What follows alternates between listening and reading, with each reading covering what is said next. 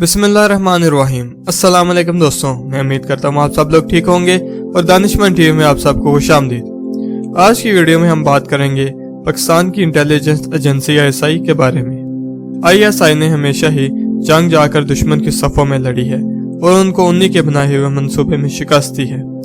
ISI के agents ने हमारे इस प्यारे वतन के लिए न जाने क्या क्या बर्दाश्त किया है और अपनी जानों का नजराना पेश किया।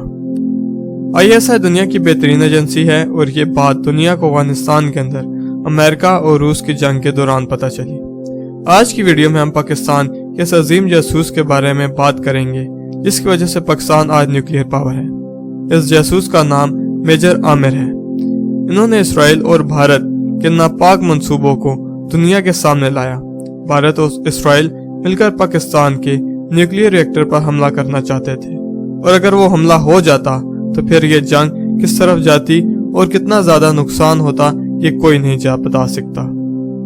पाकिस्तान के न्यूक्लियर रिएक्टर पर हमला करने से पहले इसराइल ने 7 जून 1981 को बड़ी कामयाबी के साथ इराक के न्यूक्लियर रिएक्टर को तबाह किया, जिससे उनके हौसलों में जान आ गई और उन्होंने अपना इरादा पाकिस्तान के न्यूक्लियर रिएक्टर को तबाह करने पर कर दिया। 1984 के अंदर इंडिया के गुजरात एयरबेस के ऊपर इसराइली फाइटर जेट्स पाकिस्तान के न्यूक्लियर रिएक्टर पर हमला करने के लिए बिल्कुल तैयार खड़े थे।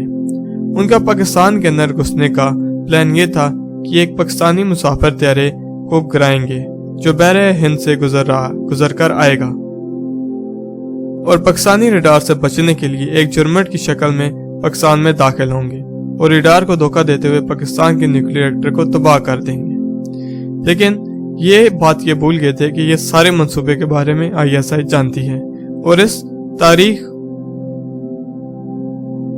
और पाकिस्तान की तारीख हमेशा याद रखेगी मेजर आमिर को कि किस तरह उन्होंने गद्दार पायलट से इसराइल के सारे मंसूबे की जानकारी हासिल की। ये सारी डिटेल मैंने एक वीडियो में बता दी है, उस वीडियो का लिंक मैं आपको नीचे दे दूंगा। ISI को इसराइल के सारे मंसूबे का इल्म हो चुका था। हमले का वक्त सुबह 5 बजे का रखा गया और उस वक्त के मौजूदा जनरल ज़ियाउल हक को इत्तला रात 12 बजे दी गई। तमाम सूरत हाल को देखने के बाद उन्होंने हमला को ना रोकने का फैसला किया और जवाबी हमले का प्लान तैयार किया ताकि पाकिस्तान की तरफ कोई भी उंगली उठाकर ना देख सके। उन्होंने फौरन हुक्म दिया कि पाकिस्तान फजाइया के 3 दस्ते तश्कील दिए जाएं। पहला दस्ता इसराइली तैयारों को मार गिराएगा, जबकि दूसरा दस्ता इंडिया के न्यूक्लियर रिएक्टर को तबाह करेगा और तीसरा दस्ता इसराइल के न्यूक्लियर रिएक्टर पर हमला करेगा। जनरल ज़िया ने एक ही हमले में उम्मत मुसलमा के 2 बड़े दुश्मनों को तबाह करने का फैसला किया, लेकिन इसराइल पर हमला करने में पाकिस्तान को एक बहुत बड़ी रुकावट थी और ये एक बहुत बड़ा खतरा भी था, क्योंकि पाकिस्तान के पास इसराइल तक पहुंचने वाले फाइटर्स तो थे लेकिन ऐसा कोई भी फाइटर नहीं था जो इसराइल पर हमला करके बगैर रिफिलिंग के पाकिस्तान वापस आ सके। यानी पाकिस्तान फजाइया के जितने भी पायलट थे वो एक खुदकुश मिशन पर जा रहे थे और उनके वापस आने का कोई भी इम्कान नहीं था। जब पाकिस्तान फजाइया पायलट्स से इस खुदकुश हमले के लिए वॉलंटियर करने का कहा गया तो तमाम पायलट्स अपनी खुशी से तैयार हो गए, लेकिन सिर्फ 4 पायलट्स को ही चुना गया।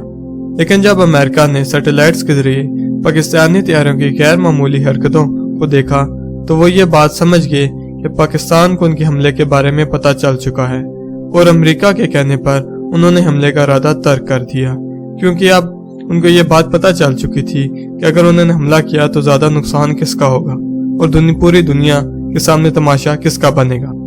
दोस्तों, ये वो गुमनाम हीरो होते हैं जो खामोशी के साथ अपना काम करते रहते हैं और पूरी जंग का पासा उलट कर रख देते हैं और पता उस वक्त चलता है जब दुश्मन के मुंह के ऊपर एक जोरदार थप्पड़ रसीद कर दिया जाता है। दोस्तों, उम्मीद करता हूँ आज की वीडियो आपको पसंद आई होगी। ऐसी और वीडियोस देखने के लिए मेरे चैनल को सब्सक्राइब लाजमी करिएगा। अल्लाह हाफिज।